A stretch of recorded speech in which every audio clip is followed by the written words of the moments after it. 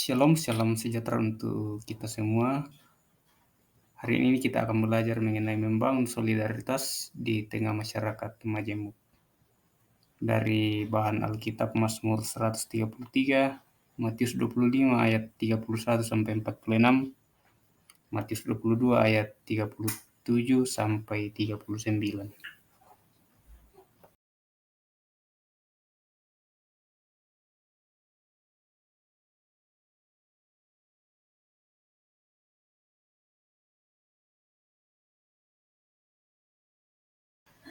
Salah satu referensi dari materi kita saat ini dari Mazmur 133. Nyanyian Syara Daud. Sungguh alangkah baiknya dan indahnya apabila saudara-saudara diam bersama dengan rukun.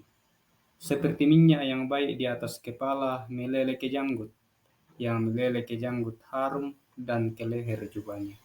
Seperti embun gunung Hermon yang turun ke atas gunung-gunung Sion. Sebab kesanalah Tuhan memerintahkan berkat, kehidupan untuk selama-lamanya. Setelah mempelajari materi ini, maka diharapkan siswa mampu untuk mewujudkan iman Kristen dalam bentuk karya nyata bagi sesama. Kemudian menceritakan kegiatan yang dilakukan sebagai wujud solidaritas bagi sesama. Kemudian menceritakan kegiatan yang dilakukan sebagai wujud. Coba kamu lihat di sekelilingmu, di lingkungan tempat tinggalmu dan di lingkungan sekolahmu. Apakah semua orang berasal dari latar belakang yang sama? Tentu saja tidak. Kamu akan menemukan teman ataupun orang lain yang berbeda tempat asal, berbeda suku, berbeda agama, bahkan warna kulit. Ada yang berkulit kuning dan ada yang sawo matang, ada yang coklat dan ada yang hitam. Ada yang berambut lurus, ikal maupun keriting. Ada yang beragama Kristen, Katolik, Islam, Hindu, Buddha, Konghucu, dan sebagainya. Keberagaman itu yang disebut majemuk. Bagaimana kamu memandang mereka yang berbeda denganmu? Seringkali masih ada orang yang memandang orang lain yang berbeda dengannya seperti rasa curiga. Akan tetapi, dalam ajaran iman Kristen, kamu diminta untuk bersikap baik dan memandang orang lain secara positif. Masih ingat perintah Yesus untuk mengasihi sesama? Dalam pembahasan ini, kamu akan belajar bagaimana membangun solidaritas di tengah masyarakat atau orang-orang yang beragam atau majemuk. Coba anak-anakku sekalian amati gambar di bawah ini. Kira-kira apakah kalian tahu ini adalah gambar apa?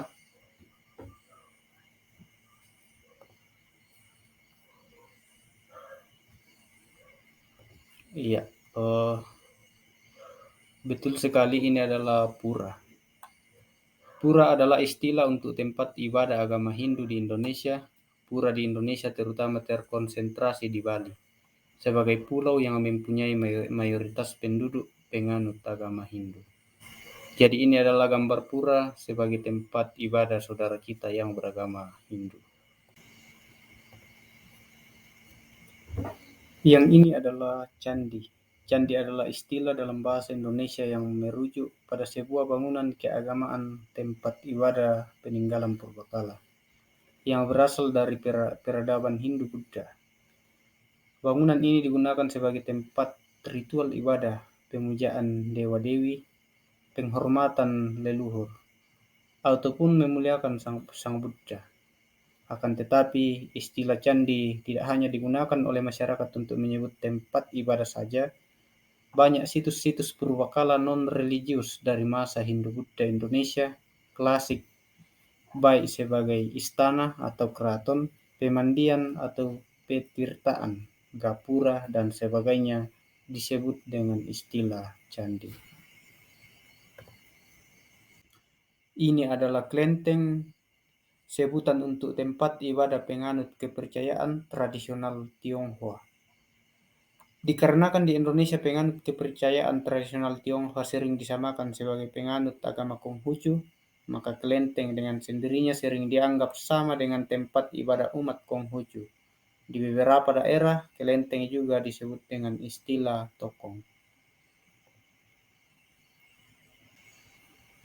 Ini adalah gereja dan di sebelahnya adalah masjid. Gereja adalah tempat ibadah umat Kristen dan Katolik, sementara masjid adalah tempat ibadah umat Islam. Untuk sementara sampai di sini materi kita saat ini. Kita akan lanjutkan minggu depan. Untuk itu saya berikan tugas untuk mengerjakan kegiatan 1 sampai kegiatan 3 dan akan diperiksa minggu depan. Selamat mengerjakan. Untuk sementara sampai di sini materi kita saat ini. Kita akan lanjutkan minggu depan. Untuk itu saya berikan tugas untuk mengerjakan kegiatan 1 sampai kegiatan 3 dan akan